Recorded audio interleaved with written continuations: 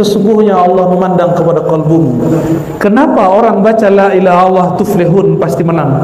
Karena dia akan menghabiskan pandang dia akan hancurkan cara pikir manusiawinya yang terbatas, dan Allah akan menggantinya dengan cara pandangnya. Itulah makna hadis qudsi di Sahih Bukhari. Siapa yang cinta kepada aku, siapa yang aku cinta kepadanya, kuntu sam'ahu alladhi yasma'u bi, maka aku ganti pandangannya menjadi pandanganku. Aku ganti pandangannya yang hanya tembus sampai ke tembok, aku tembuskan sampai ke dalam kalbu semua orang. Bacalah zikir sekeras-kerasnya, sebanyak-banyaknya, seasik-asiknya, sampai orang munafik menilai kamu gila. Sayyidina Umar langsung diam. Apa yang mereka baca? La ilaha illallah.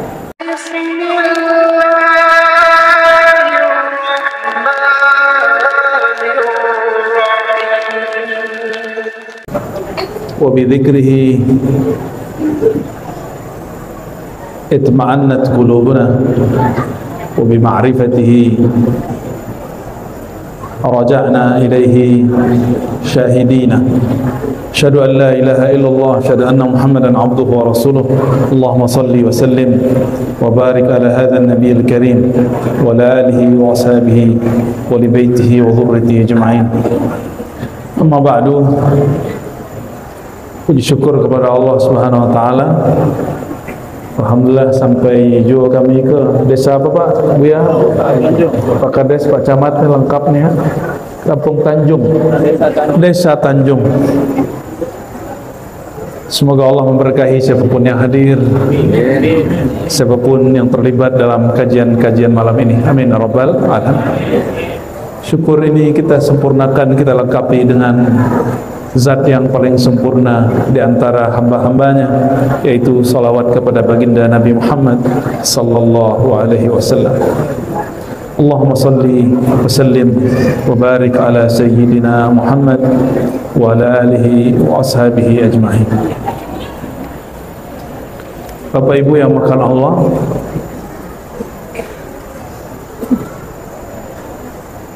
kaji kita udah usah tinggi-tinggi nak. Kaji yang ringan-ringan saja. Tapi tahlil ringan tabarek. Ada satu ayat di Quran surah Al-Baqarah, angkanya mungkin 25 barangkali ya.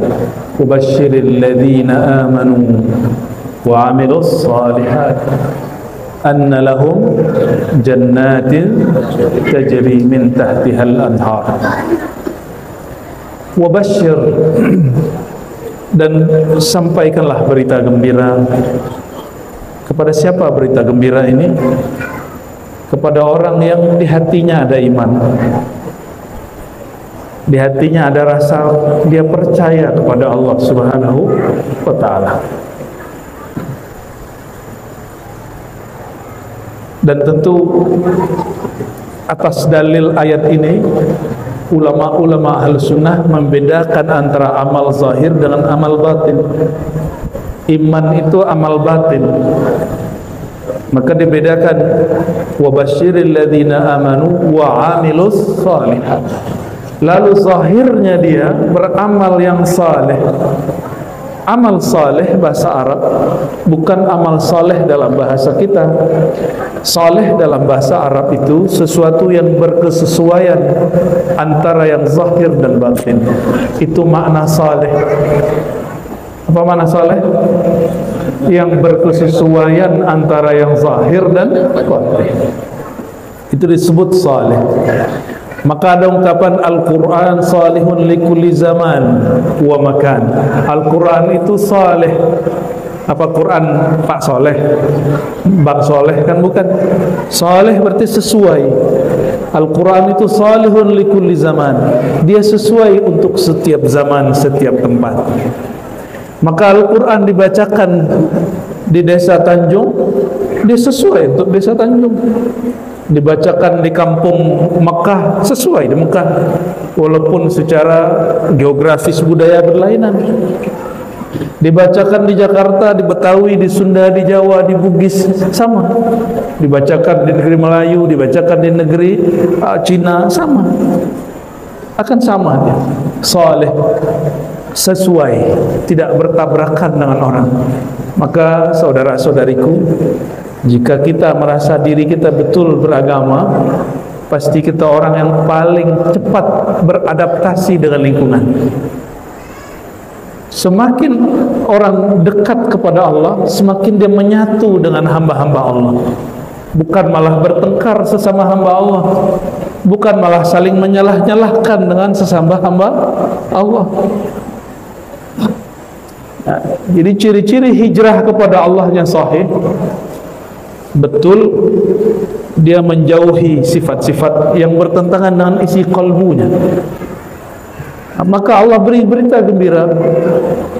Kalau Pak Camat, Pak Kepala Desa memberikan berita gembira, datang bantuan dari pemerintah pusat, dibuatkan jalan bagus-bagus di negeri, di desa Tanjung, masyarakat sini senang, Pak.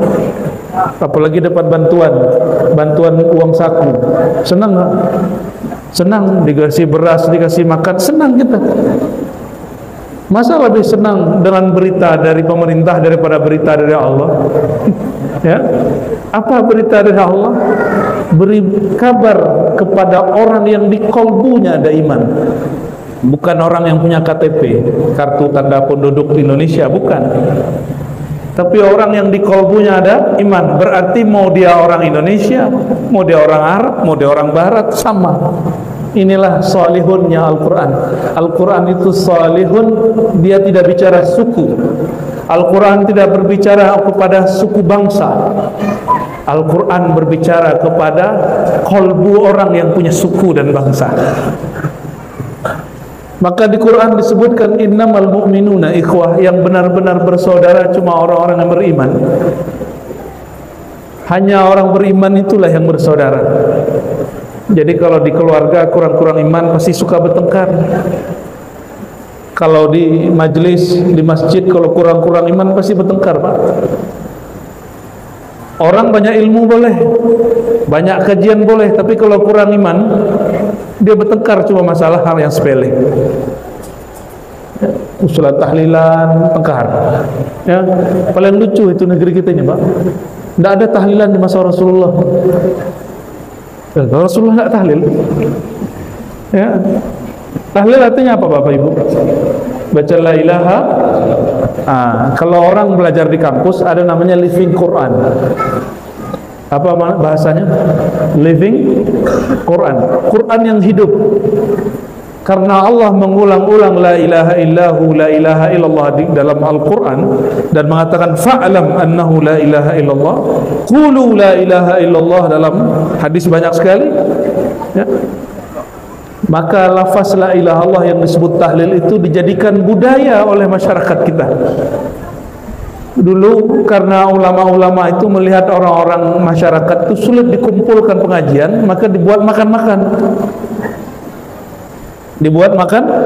Kalau di Jawa dibuat ada seni bonang, ada seni wayang, macam-macam cara mereka.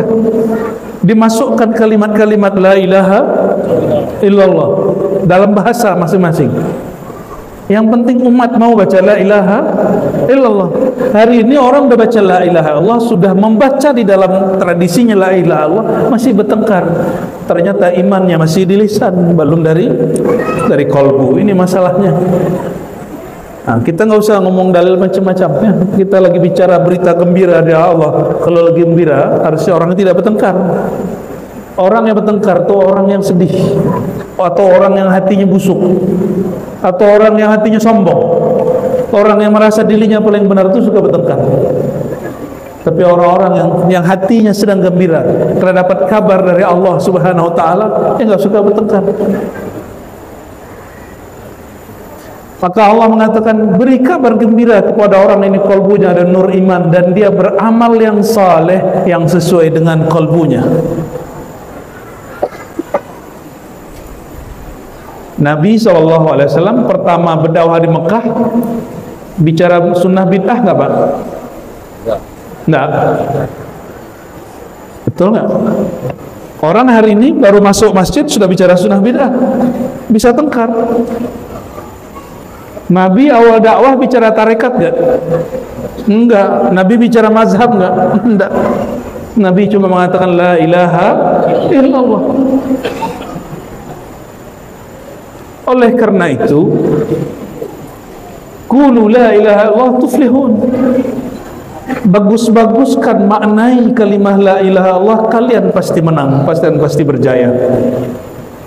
Jadi apa yang membuat umat hari ini mundur?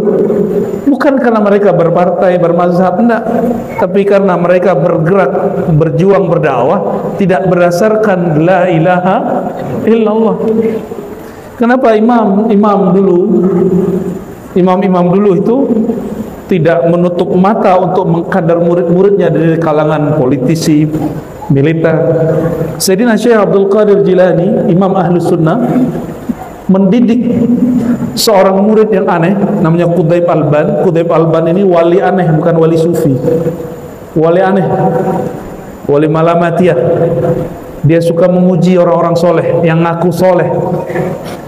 Apakah orang soleh ini solehnya sampai dalam kalbunya atau hanya pakaiannya? Qudayb Alban ini diutus untuk mendidik seorang panglima jenderal militer tertinggi zaman itu, namanya Salahuddin Al-Ayyubi. Salahuddin Al-Ayyubi dididik kalbunya, bukan hanya salatnya. Dididik batinnya, tidak hanya zahirnya. Ini cuma bicara bab celana jingkrang, sarung di atas mata kaki sudah tengkar. Gimana mau melawan Yahudi? Mau melawan Zionis? Urusan yang kecil-kecil kita sudah lemah. Sayyidina Qudayb Alban mendidik Salahuddin Al-Ayyubi supaya memandang orang tidak zahirnya, yang dipandang adalah kalbunya. Disebutkan dalam hadis yang sering saya baca, innallaha yanzuru ila qulubikum, sesungguhnya Allah memandang kepada kalbumu. Kenapa orang baca la ilaha illallah tuflihun pasti menang? Karena dia akan menghabiskan pandang dia akan hancurkan cara pikir manusiawinya yang terbatas, dan Allah akan menggantinya dengan cara pandangnya. Itulah makna hadis qudsi di Sahih Bukhari. Siapa yang cinta kepada aku, siapa yang aku cinta kepadanya, kuntu sam'ahu alladhi yasma'u bi, maka aku ganti pandangannya menjadi pandanganku. Aku ganti pandangannya yang hanya tembus sampai ke tembok, aku tembuskan sampai ke dalam kalbu semua orang. Pendengarannya hanya 10 meter, tapi Sayyidina Umar bin Khattab, dia sedang berkhutbah di Madinah, dia kirim panglima berperang. Panglima, jika yang diutus adalah panglima, bukan langsung presidennya, bukan khalifahnya, disebut jenderal itu Sariyah. Sariyah. Apa kata Sayyidina Umar? Sayyidina Umar sedang berkhutbah di atas mimbar. Di mimbarnya, oh ini Pak, ini bid'ah ini Pak. Bid'ahnya bukan bid'ah dhalalah. Ya, pakai tangga. Ini mimbar ala gereja begini. Tapi karena mimbar tidak perlu syahadat, tidak masalah. Dulu mimbar, sudah lihat mimbar Madinah, atau kalau datang ke Jawa, atau masjid-masjid tua, ada tangga naik, pakai tongkat, terbuka. Ini namanya podium, bukan mimbar, tapi bolehlah ya. Karena Islam itu bukan agama sekedar budaya, tapi mencakup semua budaya. Maka ulama kita dulunya mengharamkan, sekarang membolehkan. Ya, Sayyidina Umar sedang di atas mimbar, telinga dia bukan lagi 10 meter, mata dia bukan lagi 1 mil. Mata dia Allah tembuskan dari Madinah sampai ke Irak, sampai ke Suriah. Apa kata dia? Wahai jenderal panglima Sariyah, Al-Jabal, kalian naik ke atas bukit, naik ke atas gunung, karena di belakang gunung ada musuh. Si jenderal sedang berada di Irak, di kejadian di riwayat lain berada di Suriah. Mereka sedang berjalan di antara jalan antara dua bukit, dua gunung. Sang jenderal pun kalbunya sudah bening. Pandangannya pun tidak seperti pandang orang biasa. Dia memandang tembus, ditembuskan oleh Allah SWT. Dia mendengar pun sudah tidak mendengar yang dekat, Allah perdengarkan yang jauh.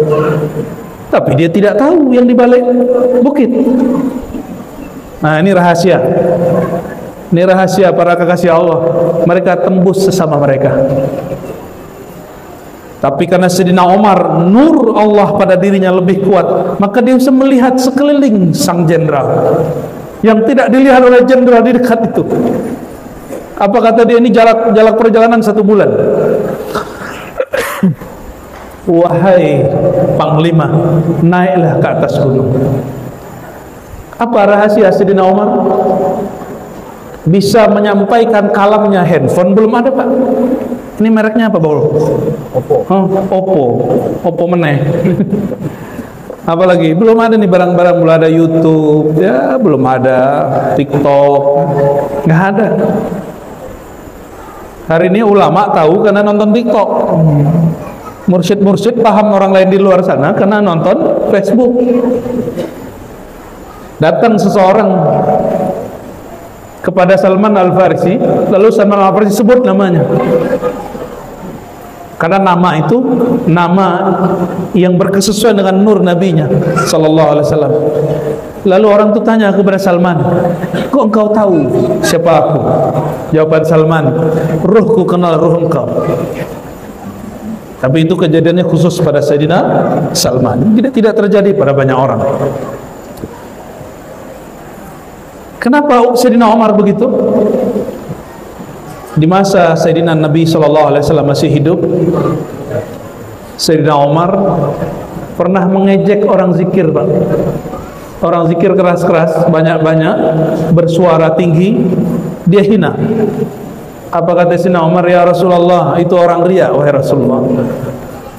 Karena Sayyidina Umar ini orangnya hitam putih, beda dengan Abu Bakar, beda dengan Utsman, beda dengan Ali. Sayyidina Umar ini orangnya hitam putih, tahu hitam putih? Iyo indah-indah. Jelas barangnya, jangan pakai sindir-sindiran. Sayyidina Umar bicara, "Ya Rasulullah, itu orang riya, masa zikir keras-keras? Emang Allah tuli?" Kira-kira gitu. Apa jawaban Nabi? "Uzkurullah hatta yaqulul munafiqun majnun." Kamu bacalah zikir sekeras-kerasnya, sebanyak-banyaknya, seasik-asiknya, sampai orang munafik menilai kamu gila. Sayyidina Umar langsung diam. Apa yang mereka baca? La ilaha illallah. Satu kali dalam hadis Bukhari, Sayyidina Nabi SAW diundang dengan para sahabat makan di suatu rumah. Lagi duduk-duduk begini, ini biasa, ini kelakuan orang-orang dari dulu, menggosipkan, menggunjingkan saudaranya sendiri sesama mukmin. Apa kata mereka? "Wahai Rasulullah, si anu munafik, fulan munafik, fulan khianat, fulan beda, semua begitu." Apa kata Nabi? Diam. Selama dia baca la ilaha illallah, kamu tidak boleh tuduh dia munafik. Ini cuma beda partai tuduh munafik, ya kan? Tahun 2019 masih ingat? Hanya beda partai orang tuduh munafik. Sekarang baru sadar itu orang. Yang dia coblos jadi wakil, jadi menteri. Sekarang yang dia coblos jadi presiden. Dulu dia tak coblos orang itu, sekarang dia nggak tahulah nasibnya. Menggabungkan urusan iman dengan politik, tengkar. Sayyidina Umar beda faham dengan Sayyidina Ali. Ini perhatikan. Sayyidina Umar beda politik dengan Sayyidina Ali. Beda politik. Waktu Sayyidina Abu Bakar dibaiat, diangkat, Sayyidina Ali belum berbaiat karena Sayyidah Fatimah tersinggung oleh Abu Bakar. Sayyidah Fatimah minta kepada Sayyidina Abu Bakar, "Kami minta warisan kami, wahai Tuan Khalifah." Kata Sayyidina Abu Bakar, "Yang aku terima dari sang nabiku, apapun yang mereka tinggalkan, wariskan, itu menjadi sedekah Baitul Mal, lalu kalian ahlu bait keluarga Nabi, kami yang tanggung." Sayyidah Fatimah tidak pernah dengar hadis itu, tapi Sayyidina Abu Bakar dengar hadis itu. Mereka berselisih. Fala tukallimhu hatta al-maut. Sehingga Sayyidah Fatimah tidak pernah menyapa Sayyidina Abu Bakar sampai mati. Dari wafat Nabi SAW sampai Fatimah menghembuskan nafas terakhir 6 bulan. Maka selama itulah Sayyidina Ali tidak ikut membaiat Abu Bakar Siddiq. Maka Sayyidina Umar dia marah kepada Ali. Apa kata dia? Masa Ali gak ikut baiat? Berselisihlah mereka. Setelah meninggal Sayyidah Fatimah, ternyata yang membuat Sayyidina Ali tidak sempat berebat mengurusi Fatimah, menjaga hati Sayyidah Fatimah. Akhirnya setelah 6 bulan, keluarga Sayyidina Ali kirim orang kepada Sayyidina Abu Bakar, wahai Tuan Khalifah, kalau engkau berkenan datanglah kepada kami. Apa kata Abu Bakar? Aku menyambung silaturahim dengan keluarga Nabi lebih aku cintai daripada dunia dan seisinya. Maka beliau datang, gak gengsi Pak, datang Sayyidina Abu Bakar. Lalu beliau dengarlah apa keluh kesah Sayyidina Ali. Tapi sebelum beliau berangkat, Sayyidina Umar mengatakan, ya Abu Bakar, wahai Abu Bakar, jangan kau pergi. Karena Sayyidina Abu Bakar tidak suka, Sayyidina Umar tidak suka Abu Bakar bertemu dengan Sayyidina Ali. Itu sahabat Pak. Orang yang dijamin masuk surga, politiknya beda. Ada yang berani mengatakan Sayyidina Umar tidak masuk surga? Ada yang berani mengatakan Sayyidina Ali tidak masuk surga? Ini hari ini muncul kelompok namanya Nasibiyah, akunya Ahlussunnah. Nasibiyah itu lawan dari Rafidah. Rafidah itu orang fanatis Sayyidina Ali, fanatis Fatimah. Namanya apa? Rafidah. Rafidah itu nama negatif dari Syiah. Rafid berarti dia membuang, mencaci maki. Mencaci maki selain istri, selain anak Nabi sallallahu alaihi wasallam. Selain Fatimah dan Ali, selain Hasan dan Husain, mereka hujat. Itu kelompok namanya apa? Rafidah. Ada kebalikannya. Ngakunya Ahlussunnah nih, pembenci keluarga Nabi sallallahu alaihi.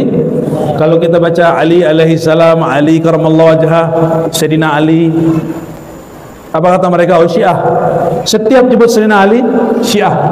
Nah, orang ini disebut Nasibah. Apa sebutannya? Ahlussunnah, bukan Rafidah, bukan Nasibah.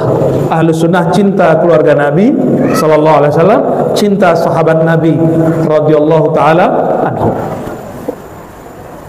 Akhirnya Sayyidina Abu Bakar ketemu Sayyidina Ali dan mereka selesai masalah. Maksud kami menyebutkan ini Bapak Saudara karena Allah, mereka walaupun berbeda disatukan dengan kalimah la ilaha illallah. Jangan sampai kita rusak dengan hal yang kecil, ya.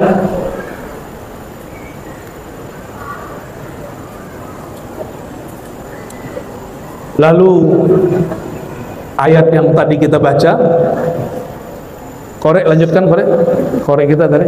Ya wabashiril ladzina amanu wa amilus solihat anna lahum jannah. Beri kabar gembiralah orang yang di hatinya ada iman dan zahirnya beramal yang soleh, yang sesuai dengan kalbunya, bahwa mereka dapat gembira jaminan surga. Jaminan apa? Ini tolong diperhatikan. Surga bukan bahasa Arab. Surga bahasa Sanskerta. Syekh Abdul Rauf As-Singkili 20 tahun di Mekah, orang Aceh. Beliau tidak mempermasalahkan terjemahan jannat menjadi surga, swarga. Beliau tidak mempermasalahkan terjemahan ilah menjadi Tuhan, Rabb disebut Tuhan, tidak masalah. Nar bahasa Arab artinya api, diterjemahkan oleh Syekh Abdul Rauf As-Singkili menjadi neraka. Kalau bahasa orang Tanjung apa? Naroko. Sama aja orang Jawa tuh. Nah, sama dengan orang Jawa tuh naroko. Bahasa Arabnya naroko, satu akar kata itu. Kami diprotes dulu dalam ilmu perbandingan agama mengenai sorga, Tuhan, neraka, apalagi pahala bukan bahasa Arab Pak. Bahasa Arab ajrun, sawab. Pahala bahasa orang Hindu, karma pala. Karma.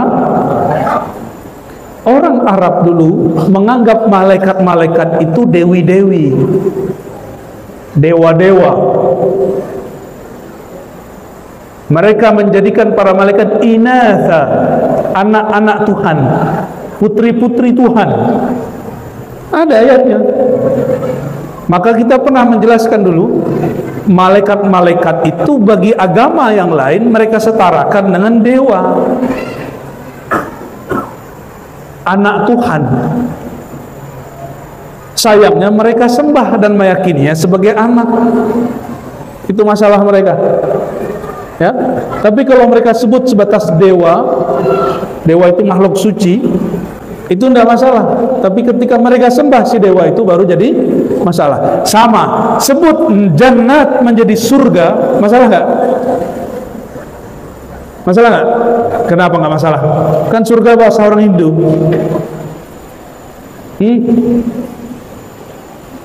Apakah sama surga orang Hindu dengan jannat orang Indonesia, orang Islam? Sama nggak?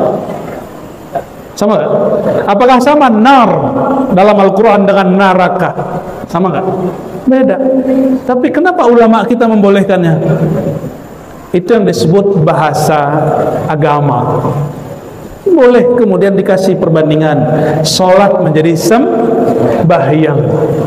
Tapi orang-orang yang saklek jangan ke sembahyang, menyebut Tuhan pun bagi dia nggak boleh. Ya, betul nggak? Orang gagal paham. Sekolah lalu jauh-jauh, tapi nggak belajar kamus bahasa Indonesia.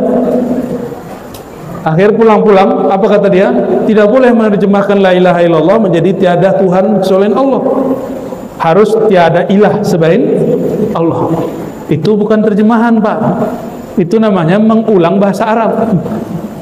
Ya, baik. Jadi boleh nggak jannat menjadi surga? Boleh. Yang penting konsep surganya lain.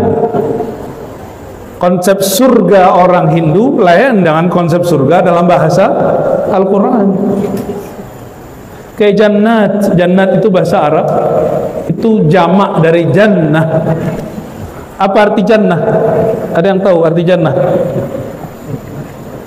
Apa arti jannah? Hah? Kami itu surga kan? Hah? Bahasa Indonesianya surga. Jannah, betul, surga? Enggak. Kebun. Surga. Taman. Jadi jannah bahasa Arab itu artinya taman-taman. Apa beda hutan sama taman? Kalau hutan belantara, mana yang tumbuh-tumbuhlah. Kalau kebun taman, ada sungainya dirapikan, ada pohon-pohonnya kemudian ditata rapi, ada kebun bunga, ada taman bermain, ada tempat duduk santai, itu disebut dengan taman, kebun. Jadi Allah mengatakan orang yang beriman beramal soleh mereka pasti dapat jaminan. Apa jaminannya? Jangan surga lagi, Pak. Taman-taman yang indah. Nanti biar gak gagal paham. Surga dalam bahasa orang Hindu barangkali beda. Bagi mereka surga itu kalau orang sudah tembus nirwana.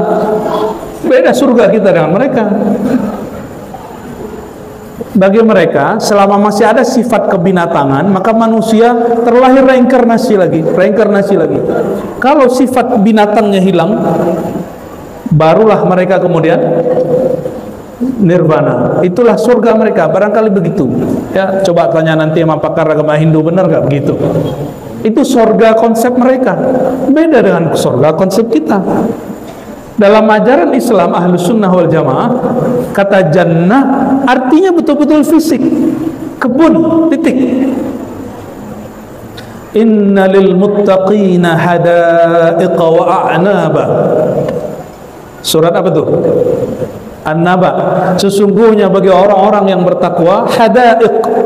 Apa arti hadaiq? Jamak dari hadiqah. Kebun-kebun. Itu makna lain daripada jannat. Paham ya? Itu bedanya. Kita sering melihat anak-anak dulu masa kecil, ya, apa bukit Teletubbies gitu. Lihat ya? Itu kan bukit yang sudah dirapikan. Mirip-mirip begitu sudah dirapikan. Lalu ditumbuhi pohon-pohon, dirapikan. Itu yang disebut jannah, kebun-kebun. Boleh bertambahkan kebun-kebun surgawi, boleh tambahkan, supaya pikiran kita beda dengan cara berpikir orang Hindu. Ya, kenapa dulu jannah menjadi surga? Itu proses islamisasi yang belum selesai. Kita tidak salahkan, boleh. Sama dengan terjemahan solat menjadi sembahyang. Karena sekarang orang sudah faham makna solat, maka kita nggak perlu lagi pakai kata sembahyang. Tapi bolehkah kata sembahyang? Boleh. Kalau orang desa Tanjung sudah bisa bahasa Arab, kita nggak usah lagi pakai Tuhan, cukup kita pakai Rabbuna, Ilahuna, Rabbina. Besok pagi ndak ba'a kabale, aqoba, nak gitu lah, kaifahaluk. Ya, sianamu, nak gitu lah, masmuk. Ya, lah sanggup begitu no, ada. Kalau ndak, kita hargailah usaha ulama-ulama terdahulu yang mengislamkan negeri kita dan memakai istilah-istilah yang ada. Itu maksud kami, ya. Ini baru 4 tahun di Timur Tengah, kuliah, pulang-pulang sudah membid'ahkan sesuatu yang dia tidak faham sejarahnya. Syekh Abdul Rauf Singkili berapa tahun di Mekah? 20 tahun, Pak. Maka pulang-pulang tulis kitab terjemahan Mustafid, tafsir bahasa Melayu pertama dari negeri kita. Terus ayat berikutnya, jannatin tajri min tahtihal anhar. Kebun-kebun yang mengalir di bawahnya, di tanahnya sungai-sungai. Kita kalau mengimajinasikan kebun, taman-taman yang bagus, ada bunga, ada pohon-pohon, ada rumput-rumput yang rapi, ada tempat duduk santai. Di bawah tempat duduk santai ada sungai mengalir. Betul nggak? Begitu Allah mengibaratkan, dan itu jelas sekali. Terus kalimat berikutnya, kullama ruziku minha min thamaratin rizqan qalu hadzal ladzi ruziqna min qabl. Nah, ini perhatikan, ini tafsir yang paling pentingnya di sini, Pak. Ini yang paling pentingnya di sini. Kullama, setiap kali mereka diberikan rezeki, kullama mereka diberi rezeki, lalu apa kata mereka? Kami dulu pernah mendapatkan ini mutasyabiha, mirip dengan ini.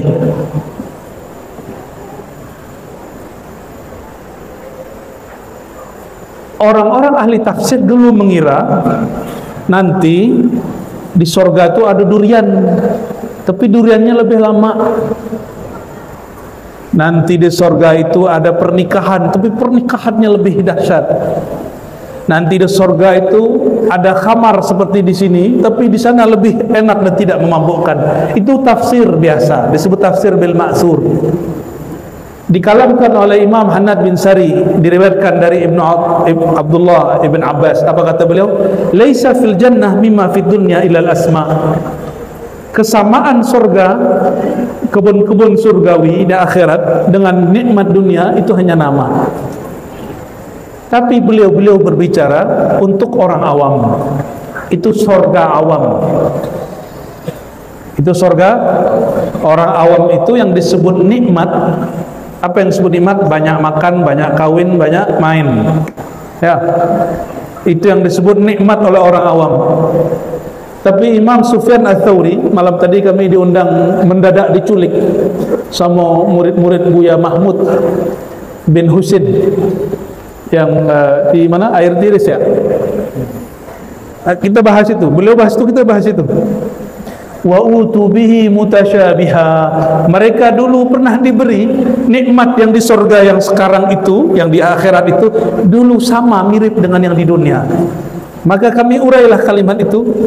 Berkalamlah Imam Sufyan Ats-Tsauri. Apa kata Imam Sufyan Ats-Tsauri?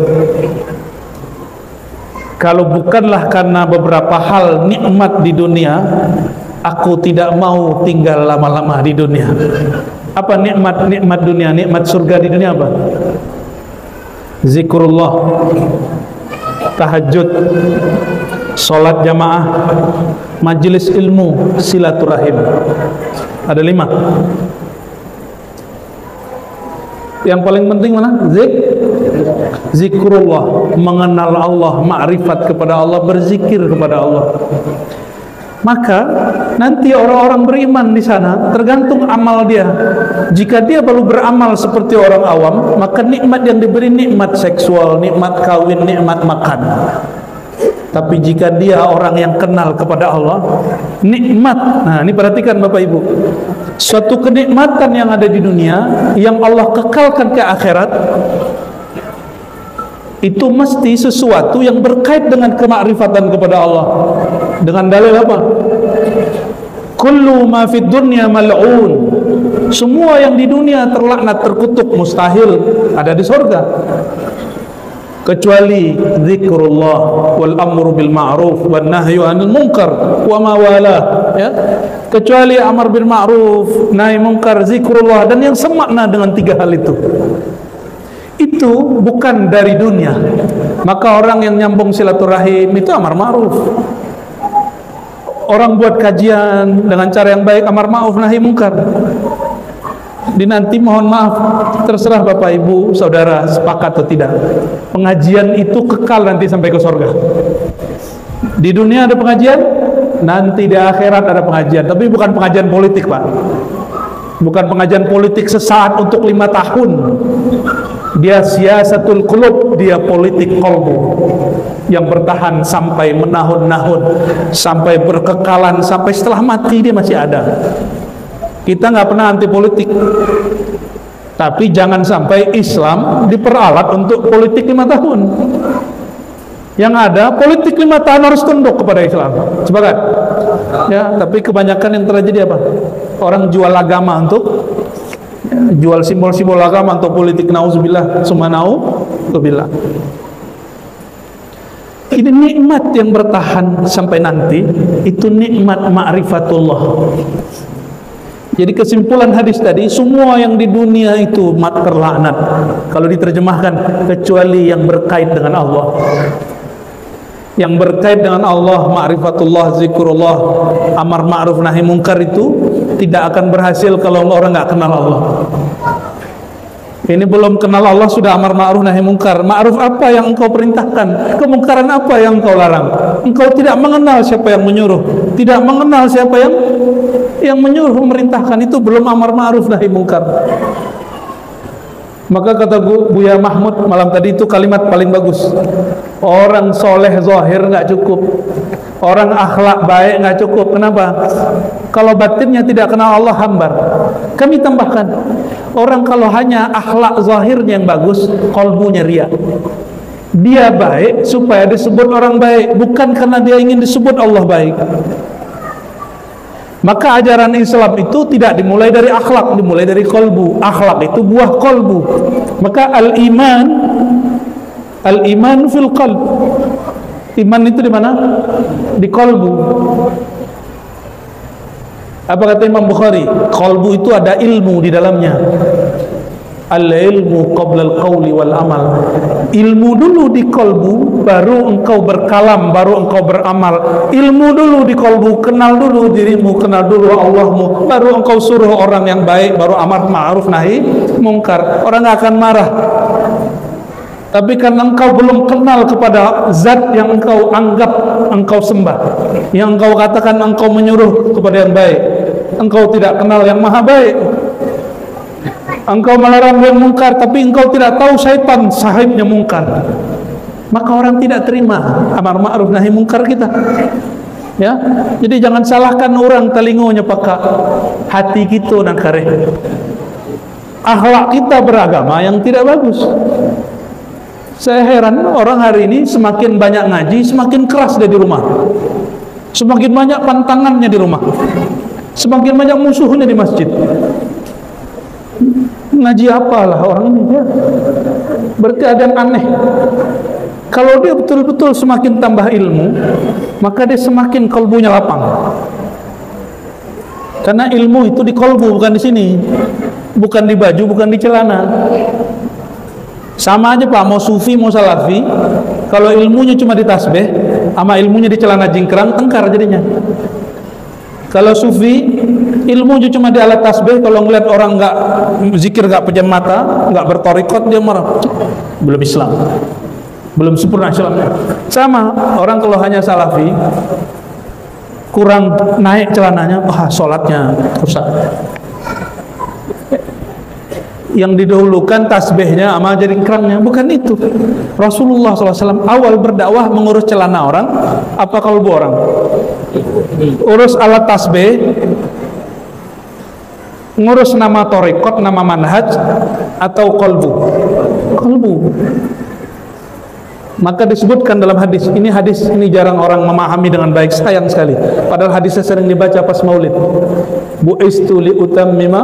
Nah, ini kita curi star nih. Biar nanti kalau ada yang bahas hadis ini kurang pas, tegur aja Pak, baik-baik, tapi di belakang. Hanyalah aku diutus li utammima makarimal akhlak, untuk menyempurnakan kemuliaan akhlak.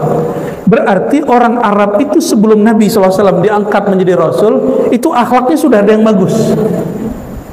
Bani Ghifar itu nggak ada yang jahat, baik-baik semua. Akhlak sudah ada. Apa yang disempurnakan oleh Rasulullah SAW? Perhatikan di Quran. Yuriduna yutfi'u nurullah.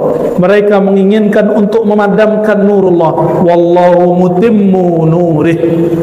Maka ulama kita menjelaskan Allah menyempurnakan nurnya, dan nur itu fil qulub, nur itu di hati. Maka Sayyidina Nabi SAW ketika menyebutkan aku diutus untuk menyempurnakan akhlak yang sudah ada, dengan apa? Dengan ilmu kolbu. Jadi orang soleh nggak cukup Pak, dia mesti dimulai di kolbu. Makanya kabar gembira ini bukan hanya untuk orang soleh, tapi dimulai allazina amanu, orang yang di kolbunya ada iman, ada nur. Bukan langsung orang soleh. Bertanyalah seorang santri habis baca kitab tasawuf. Santrinya S2 Pak, bukan S1, lagi S3. Apa kata si santri?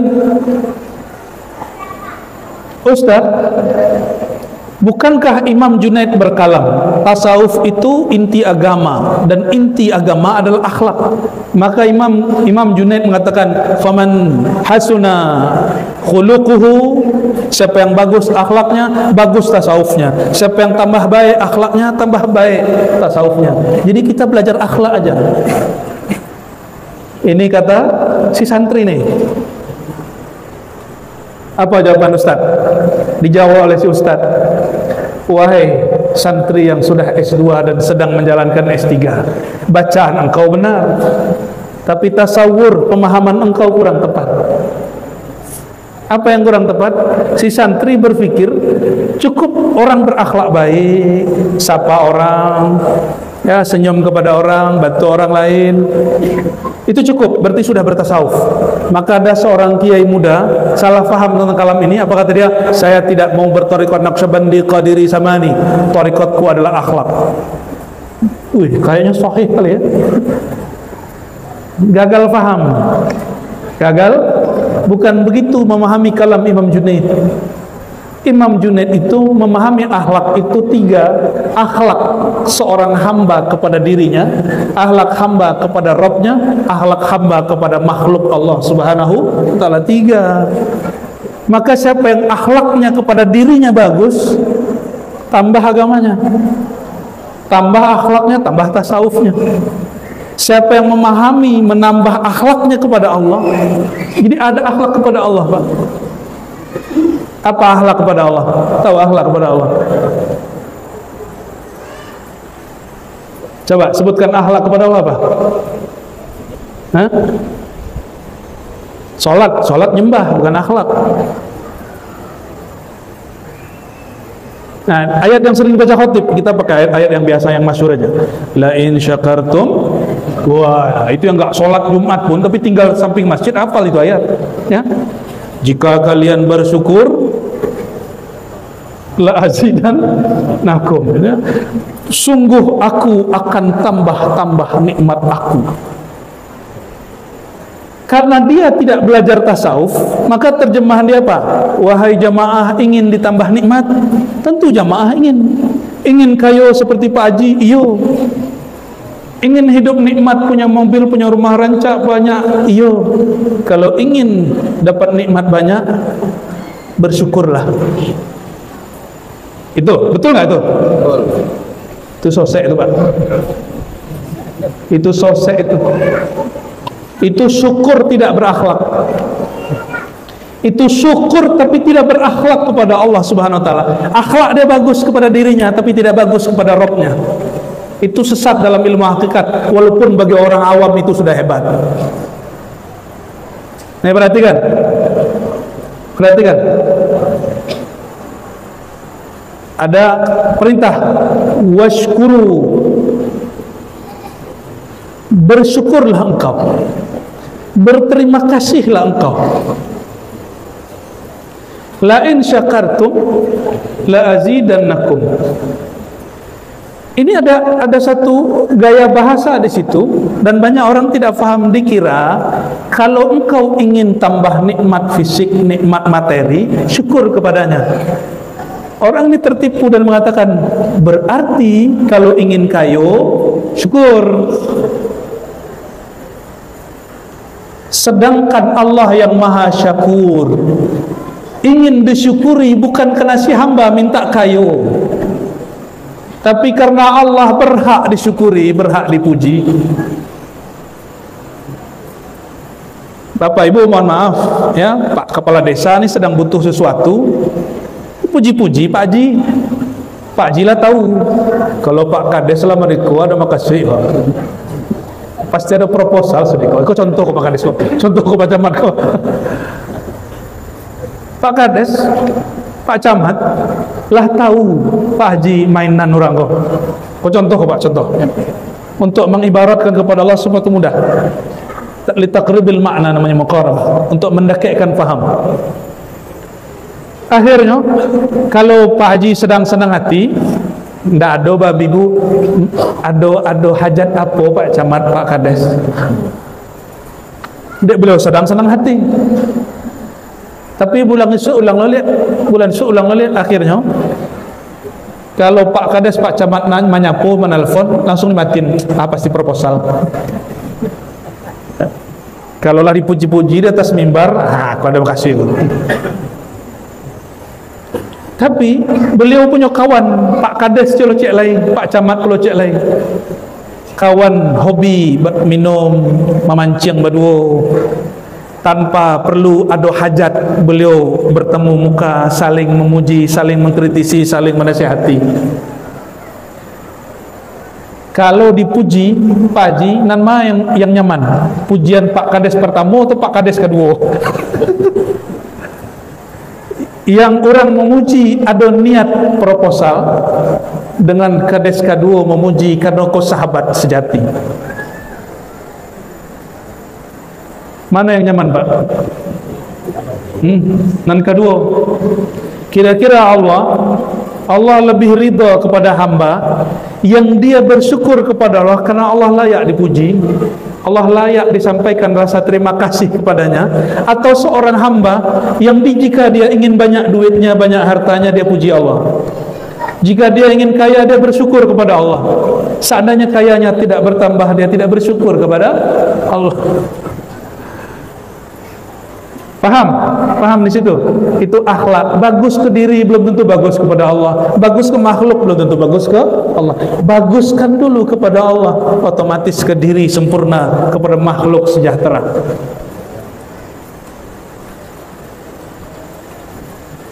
Bah kira-kira lai sosek kaji malam kini nak. Jangan sampai kemudian masih ada khatib yang begitu menjelaskan. Ya, harus ditegur Pak baik-baik. Kalau ada buya begitu, buya itu syukur orang awam buya. Kamilah dia jandek buya petang nanti bu batang buha. Syukur ko bertiga tingke. Ada syukur awam memuji karena ada maksud. Memuji mendekat karena ada tujuan duniawi. Kamilah bosan buya. Kamilah bosan dihidangkan makanan-makanan rohani yang tidak berbumbu dan tidak beraroma. Agihlah kami kaji dan sebenarnya kaji buya. Itu kan datang ke buya tu. Ada syukur yang kedua. Apa syukur yang kedua? Syukur awam, syukur kepada materi. Batambah piti, batambah suku hati. bertambah materi, bertambah bahagia, bertambah nikmat, bertambah bahagia. Kurang nikmat, mulai curiga.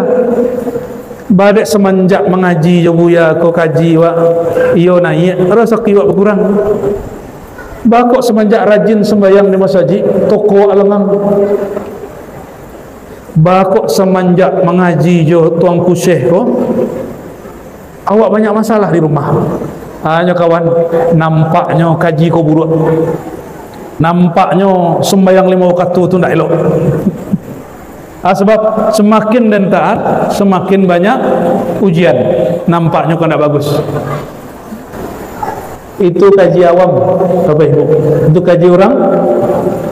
Orang kayo itu orang yang paling banyak diuji, betul tak? Orang yang kayo ini itu Bapak Ibu, orang yang dah ditipu berkali-kali, orang yang sudah dimainkan oleh anak buahnya berkali-kali, ditipu kawannya serikian kali, barunya jadi orang. Politisi-politisi hebat itu sudah dikecewakan oleh kawannya, atasannya, bawahannya ribuan kali, barunya kini menjadi orang hebat. Yang menjadi orang nomor satu di satu negeri itu orang yang dihujat dari ujung Aceh sampai ujung Papua, namanya Jokowi. Ya nak, dihujatnya Pak, dituduh PKI, tapi jadi orang. Orang yang tidak pernah dihujat oleh siapapun, bahkan semut pun tidak kenal dia, orang ditinggal di tengah hutan. Sebabnya tidak pengen diuji, tidak ingin diuji, tidak ingin ditipu orang, tidak. Ya sudah, dia tidak dikenal, hatta semut pun tidak kenal dia. Nah ini sunnatullah. Makanya kalimatnya orang yang paling viral di muka bumi Nabi Muhammad SAW, betul tak? Dan ayatnya menyebutkan, hadis yang menyebutkan, ini hadis Sahih Bukhari, asyaddun nas balaan, orang yang paling keras diuji itu para nabi. Nabi yang paling keras diuji Nabi Muhammad SAW. Bahagia kira-kira. Tapi yang paling viral siapa begini? Nabi Muhammad SAW. Mana yang lebih viral, yang membelah laut atau yang membelah? Bukan bulan, membelah kolbu. Rasulullah SAW itu membelah kolbu orang. Kalau belah bulan itu mudah. Itulah Rasulullah Sallallahu Alaihi Wasallam. Bah kira-kira Bapak Ibu, ambo berani ngecek kata Jokowi, dia nyuka turun. Kau nak turunnya nak, mari awaknya punya.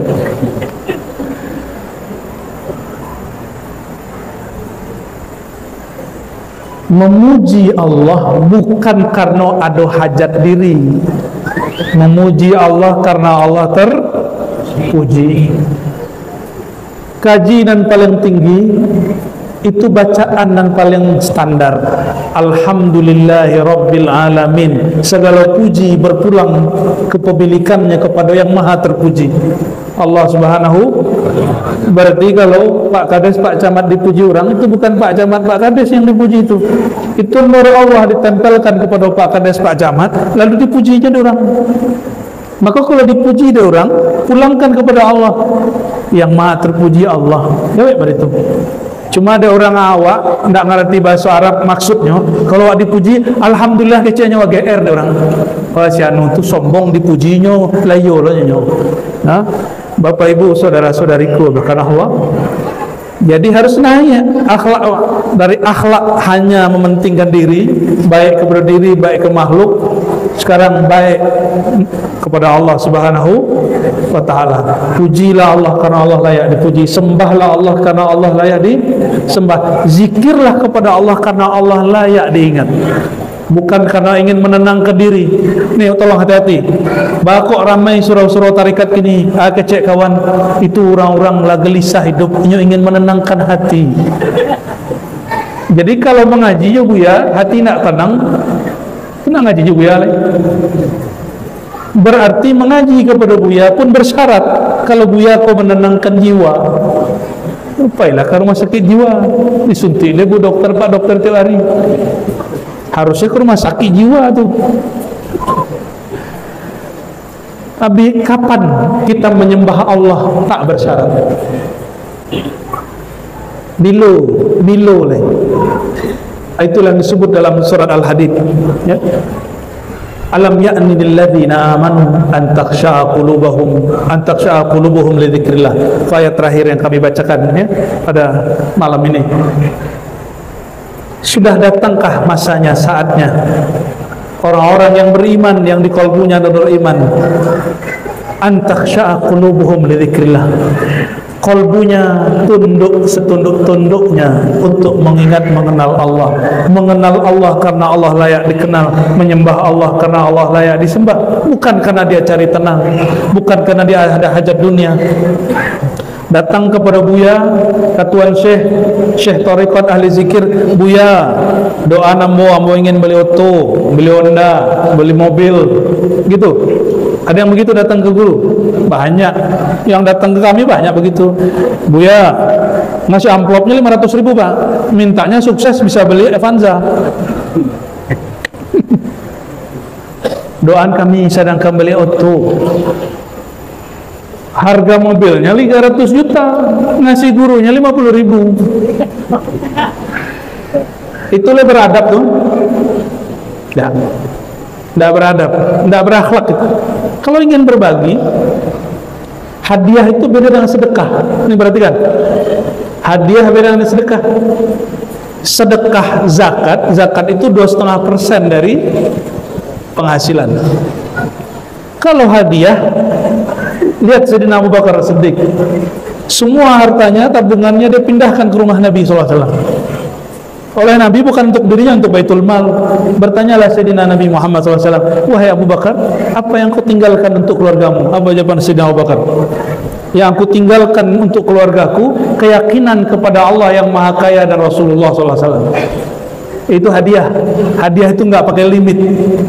Hadiah itu bukan sedikit-sedikit. Kata Sayyidina Umar, sebelumnya aku menyiapkan separuh hartaku untuk baginda, tapi saat aku melihat Sayyidina Abu Bakar menghadiahkan semua hartanya untuk baginda, maka aku ambil semua kepunganku. Itu hadiah. Kira-kira berarti memang selama ini kita kurang berakhlak, beradab kepada guru. Wajar kalau kita kemudian yang terjadi. Tapi kalau guru nggak ada masalah Bapak Ibu. Kalau guru nggak ada, guru itu tidak boleh terima pemberian murid makhluk kecuali satu bab. Dia memandang Allah yang mengirim. Ya, maka kalau guru nggak ada masalah angka itu. Bahkan si guru dia sebenarnya tidak perlu menerima. Bagi dia Allah sudah cukup. Itu kalau guru, tapi adab sebagai murid lain. Nah, maka Bapak Ibu yang bukan Allah, bagus-baguskan adab kepada Allah, pasti bagus adab dalam diri, pasti bagus adab kepada makhluk, ya. Nah, disitulah pasti insya Allah kita dapat kabar gembira. Wabasyiril ladzina amanu. Kalau Allah suruh gembira, pasti gembira. Berdasarkan hadis dan ayat-ayat tersebut, maka merindui mengharapkan sorga itu wajib, karena Allah memerintahkan kita merindui surga. Tapi bukan karena surganya, bukan karena kebun-kebun dan taman-tamannya, tapi karena yang punya sorga. Beda? Ya? Alhamdulillahirabbil alamin. Lah tuh. Lah ya. Baik. Allah tuh. Baik. Sesuai request dari pengurus, kita tutup dengan doa. Ila ruhin Nabi sallallahu alaihi wasallam. Al-Fatihah. Alhamdulillah sallallahu alaihi wasallam.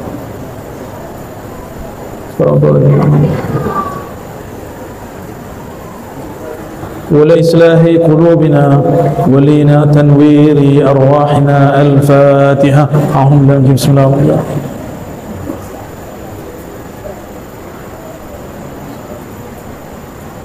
إن الله وملائكته يصلون على النبي يا أيها الذين آمنوا صلوا عليه وسلموا تسليما.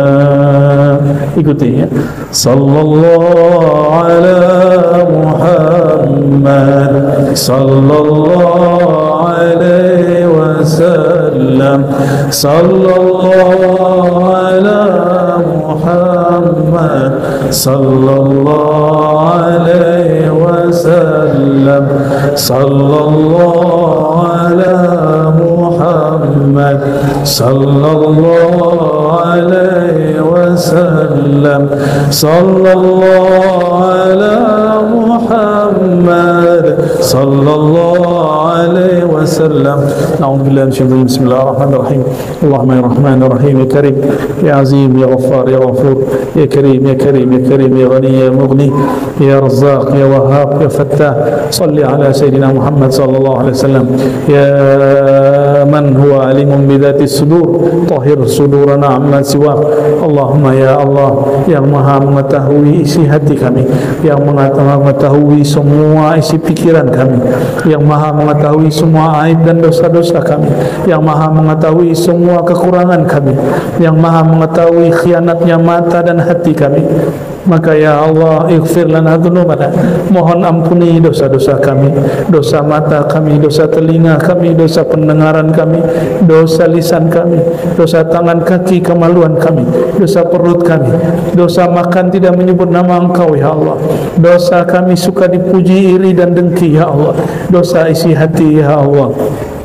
Allahumma ya Allah, apabila ada adab kami yang tidak sempurna ya Allah kepada Engkau, kepada diri kami atau kepada semua hamba Engkau, faghfir lana wa atmim nurana, maka ampunilah kesalahan kami ini ya Allah, dan jadikanlah mereka yang kami zalimi ridha kepada diri kami ya Allah, dan sempurnakan akhlak kami ya Allah. Allahumma ya Allah ya Rabb ya Ghaffar ya Ghafur, ighfir lana wa li jamil muslimin wal muslimat.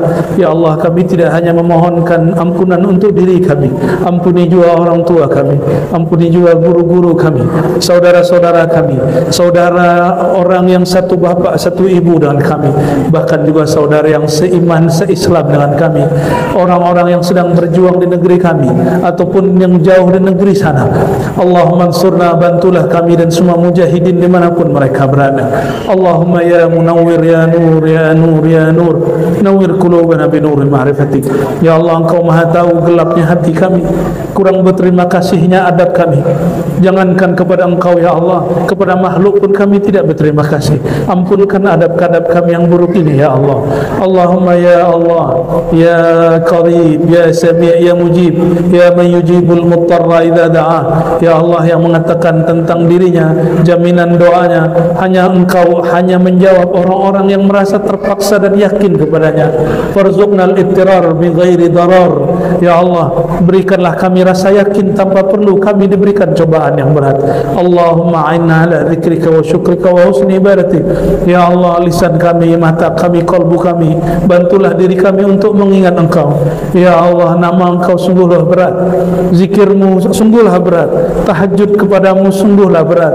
Namun jika Engkau membantu kami, tentulah semuanya menjadi ringan. Fa'inna ya Rabbana ala dzikrik, maka dengan kemurahan Engkau ya Allah, dengan rahman rahimmu ya Allah, jadikan kami orang yang mendirikan salat, muqimus salat. Jadikan keluarga kami, anak keturunan kami, orang-orang yang hadir malam ini, orang-orang yang mendirikan salat, orang-orang yang menyempurnakan batin dan zahirnya salat.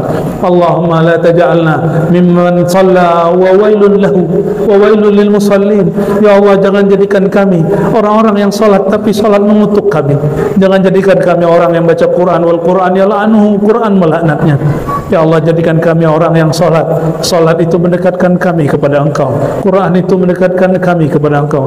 Terakhir ya Allah, negeri kami dirundung banyak masalah ya Allah, negeri kami dirundung banyak ujian ya Allah. Fasturna wastur an umara'ina wa ulama'ina. Jika ada kesalahan pemimpin-pemimpin kami, kesalahan ulama-ulama kami, bahkan kesalahan kami, mohon ya Allah ampuni dosa kami, tutuplah semua aib kami, gantilah akhlak kami dengan dari akhlak yang buruk menjadi akhlak yang baik. Ya Allah, siapapun yang Engkau pilihkan menjadi pemimpin kami, terbitkan nur Engkau, nur imanmu di kalbunya, dan jadikan dia orang yang beramal saleh, yang berakhlak sesuai dengan Nabi Muhammad SAW yang sangat saleh. Rabbana آتنا في الدنيا حسنة وفي الآخرة حسنة وقنا عذاب النار. وصلى الله على سيدنا محمد وعلى آله وصحبه وبارك وسلم، والحمد لله رب العالمين. أفضل ذكر لا إله إلا الله، لا إله إلا الله، لا إله إلا الله، لا إله إلا الله، لا إله إلا الله، لا إله إلا الله، لا إله إلا الله، لا إله إلا الله، لا إله إلا الله، لا إله إلا الله، لا إله إلا الله، لا إله إلا الله، لا إله إلا الله، لا إله إلا الله محمد رسول الله، لا إله إلا الله محمد رسول الله، لا إله إلا الله محمد رسول الله، لا إله إلا الله محمد رسول الله، لا إله إلا الله محمد رسول الله، لا إله إلا الله محمد رسول الله، لا إله إلا الله محمد رسول الله صلى الله عليه وسلم. كلمة حق عليها نحيا وعليها نموت وبها نبعث إن شاء الله تعالى من الآمنين. ولا حول ولا قوة إلا بالله العلي العظيم. الفاتحة.